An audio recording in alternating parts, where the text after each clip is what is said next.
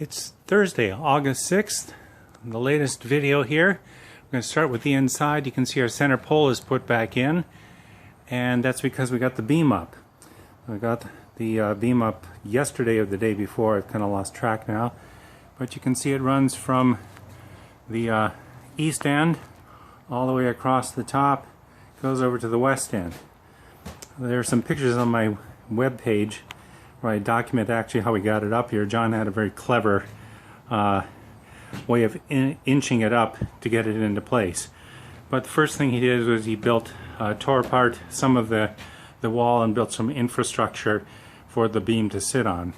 Once we got it in the general position, try to get this in the position where the light shows. Looks like it's not gonna, there.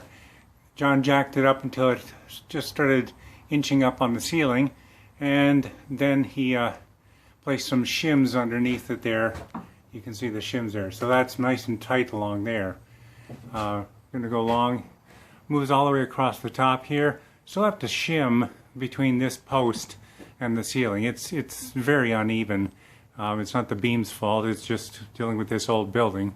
So we'll put some shims so it's in contact with the OSB board here. I just ran into something, sorry about that.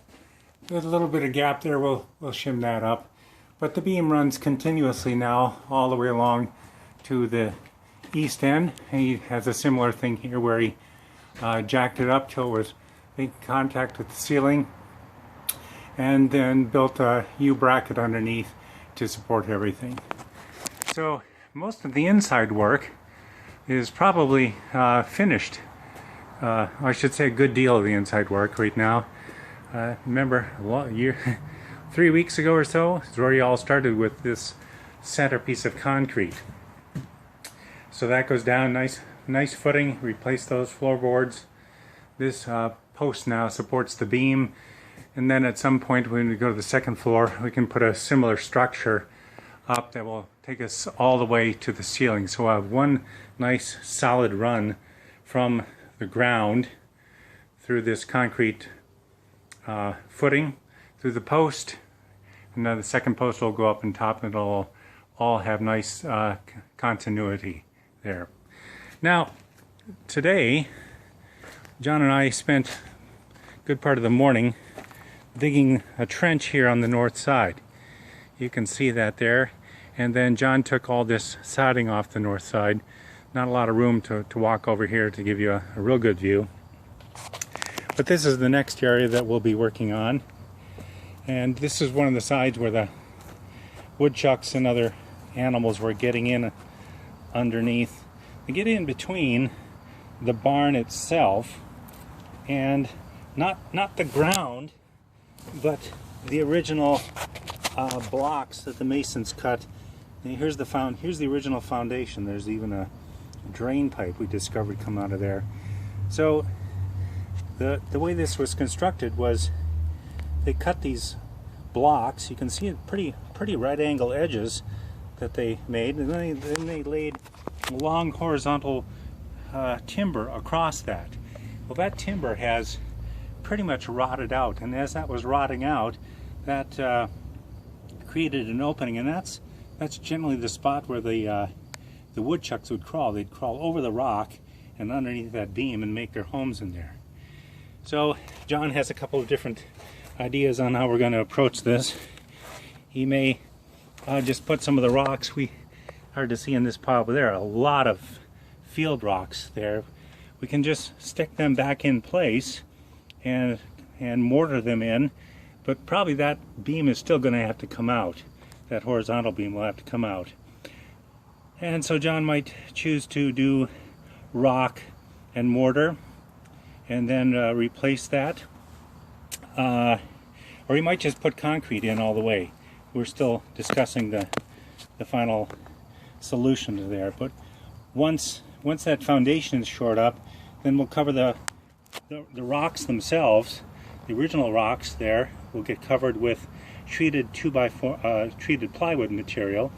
That'll run up maybe 18 to 2 feet all along here, and then on top of that we'll put some metal mesh It'll keep any attempt for woodchucks to get in here, that they just won't do that. And this will all get covered with the clapboard siding that we took off. We'll reuse as much as possible. Now there was an interesting issue. This whole wall, it's kind of hard to show, but it's, you can see it kind of curves in and out. So this section here curves in a little bit. As we get down to the bottom end, down there it curves out, especially at the bottom. Because what's happened at the end down here is that this horizontal beam, as it's rotted out, it's tipped away from the building. And as it tips away, it pulls those 2x4s or 2x6s, whatever they are, it pulls them out. So this whole section is moved away from the building 3 or 4 inches. So tomorrow John will be bringing some jacks in and try to jack up this whole section and push things back into place. We'll reinforce it in plumb and basically straighten this whole wall out as much as is possible. Then reinforce with rock, mortar, and or concrete. Once that's all done, cover it with the treated plywood and the metal sheeting, metal graded material of some sort, and then just put the siding back on. We'll use as much as we can of the original, and if we have to purchase some new, we'll cover that. Once that side's all done, we'll move on to the west side of the building, and we'll engage in a similar process, starting with this corner, with this form board that I made several weeks ago now when I was going to do this whole job before we hired John. We may still end up using this box to form the footer for concrete down here, and hopefully that'll work. Otherwise, after that, we'll again just do the same sort of solution along here, rebuild that foundation along here with concrete and or rocks. We'll reside this to the degree that it needs it. John's going to take this window out, he's going to repair it, and hopefully be able to put it back in. So that's kind of an update on things of the barn project for Thursday, August 6th.